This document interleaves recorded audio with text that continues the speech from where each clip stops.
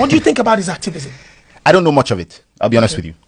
I don't know much of it. Prior to the first video where he mentioned me and my dad, I hadn't seen much of him. I hadn't seen. Yes. What I had seen, what I remember seeing was, I think this was probably like a while ago. Some stuff about people that didn't have NAFDAC and they were selling products. And I thought, okay, that was the beginning. Yes. At that time when I saw some of those clips, I was like, okay, this person seems to be doing something right. You know, this is a good cause. Facts. You know, but aside that, I wouldn't lie to you, I really haven't seen much of his work.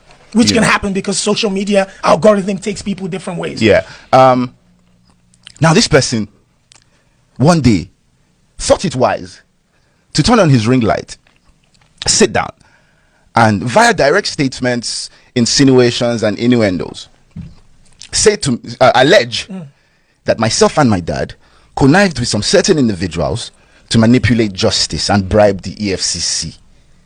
And adding that the reason I've done this is because I have a homosexual relationship with Bobrisky. Going further to say that my posturing as an activist, everything is false. Yeah. How did you feel about when that came out? Personally, how did you feel? How would anyone feel? It's horrible things to say. Absolutely no proof. Why would you just come and allege all these things? You have absolutely nothing to support all these statements. And this is why I say, when we speak about seed of discord, just ordinary Nigerians, I think also need to be a lot more careful in jumping into conclusions and let's just look at things a bit more objectively, you know. And somebody just coming up and alleging something shouldn't be the basis for which you draw your conclusion. What has this person shown to support this allegation?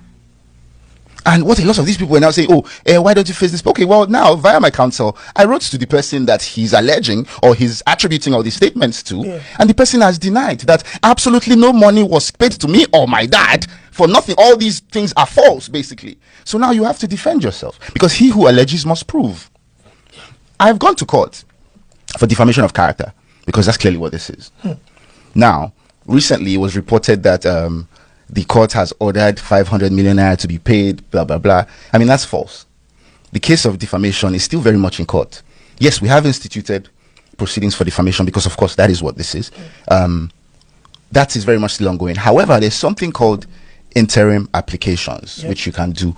While a substantive case is still ongoing, you can apply to the court for an injunction.